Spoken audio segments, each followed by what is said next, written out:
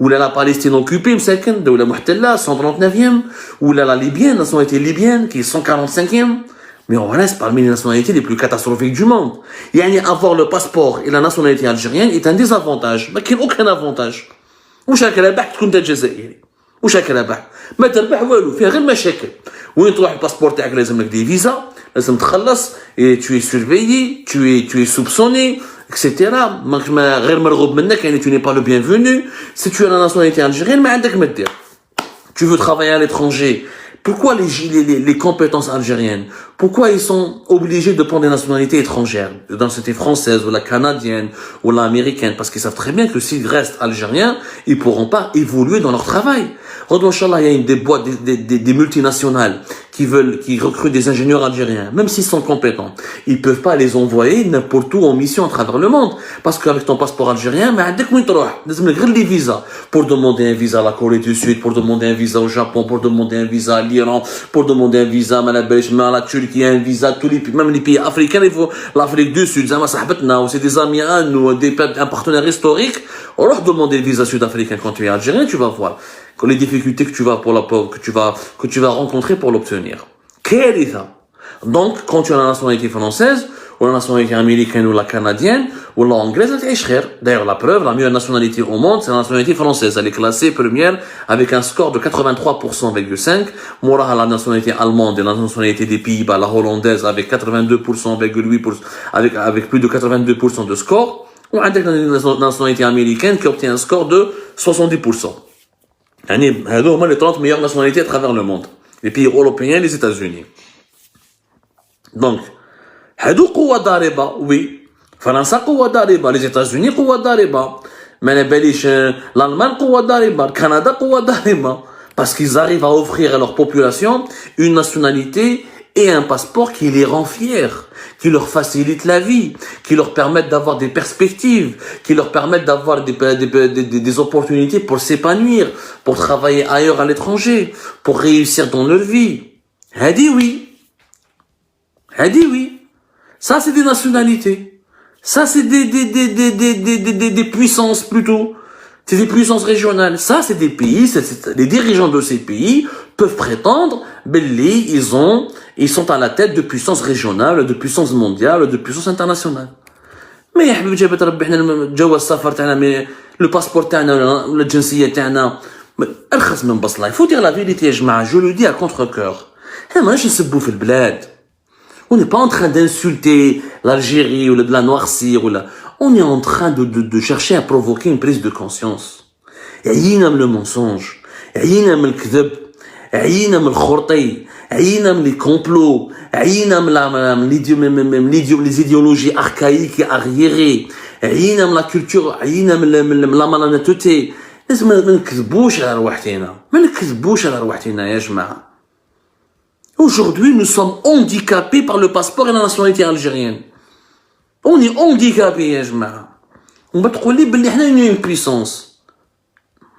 La puissance, ça se mérite. La puissance, ça se gagne. La puissance, ça se construit. Une puissance, maintenant, tu es non seulement un pays stable, un pays pacifique, mais un pays développé économiquement. Un pays qui rayonne culturellement. Un pays qui séduit les étrangers, qui ramène les talents vers lui, qui ramène les investisseurs vers lui. Et là, on n'est pas dans cette catégorie-là. C'est pas parce que tu as une armée qui importe beaucoup d'armes. C'est vrai que nous avons une armée qui est bien équipée. Mais c'est grâce à l'argent du pétrole. Demain, on n'aura plus de pétrole et de gaz. Est-ce qu'on pourra acheter les armes russes pendant longtemps? Est-ce que, je vous dis, le jour, à partir de 2030, on n'aura pratiquement plus aucun sou de pétrole et du gaz? Est-ce que l'armée algérienne pourrait toujours garder son rang de 30e ou parmi les 30 plus importantes armées du monde? Non, parce qu'on ne pourra pas acheter les armes. Parce que la Russie ne va pas nous vendre des armes gratuitement. Au Poutine, mais un tout sahbo, un de que des intérêts. Mais j'ai hibé avec les armes, les Sukhoi, elle a déjà tes beaux yeux. Mais donc c'est l'argent du pétrole et du gaz qui nous a donné des équipements militaires importants. Nous ne les avons pas fabriqués, ces équipements militaires. L'armée algérienne ne fabrique pas, elle consomme. Comme la majorité des citoyens algériens qui fabriquent pas. On fabrique pas le lait qu'on boit, on fabrique pas le blé qu'on mange, on fabrique pas le sucre qu'on consomme, on fabrique pas les machines que nous importons, on fabrique même pas les habits que nous portons. La puissance, il n'y en a pas. elle n'existe pas.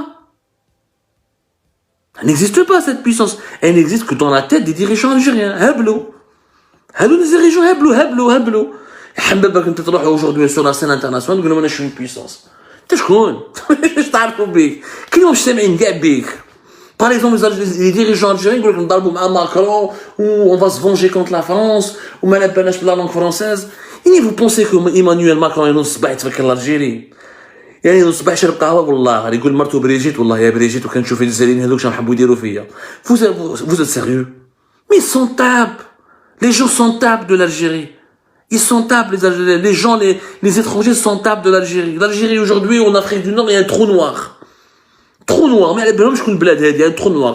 Le Maroc, un peu Marrakech, Tanger, je fais tourisme, un homme 2 ou 3 usines, ça va, plus ou moins. Chouïa. C'est quelques berbères, quelques arabes qui arrivent à tenir un peu.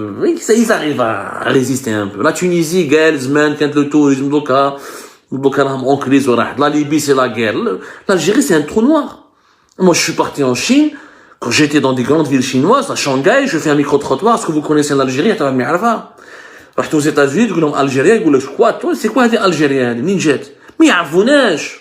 ما يسمعوش بينا. والله ما يسمعوا بينا يا جماعة. Le pays, il a reculé. Nous sommes en train de reculer parce que nous avons des dirigeants heblo. C'est des dirigeants qui sont malades. Ils ne comprennent pas que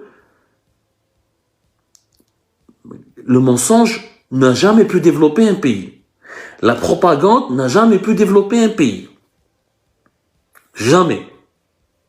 La puissance yajma'a, c'est un processus économique, culturel, social qui a abouti au bout de certaines de longues années et qui donne des résultats concrets. Si tu n'arrives même pas à offrir un passeport de valeur, une nationalité de valeur à tes propres citoyens, à tes propres habitants, tu n'es pas digne d'être appelé une puissance. Tu ne peux pas jamais et tu ne pourras jamais prétendre être une puissance. Et celui qui dit le contraire, il est malhonnête, il est mehboul, c'est quelqu'un qui se fout de la gueule des Algériennes et des Algériens. C'est tout. Comme ça, j'espère que j'ai répondu à cette question. Et j'espère que le message passera. Et j'espère que les dirigeants algériens, au lieu de mentir, au lieu de dire n'importe quoi, ils se mettront un peu au travail pour qu'on fasse dans notre pays enfin une puissance, parce que nous avons énormément le potentiel de le devenir et de l'être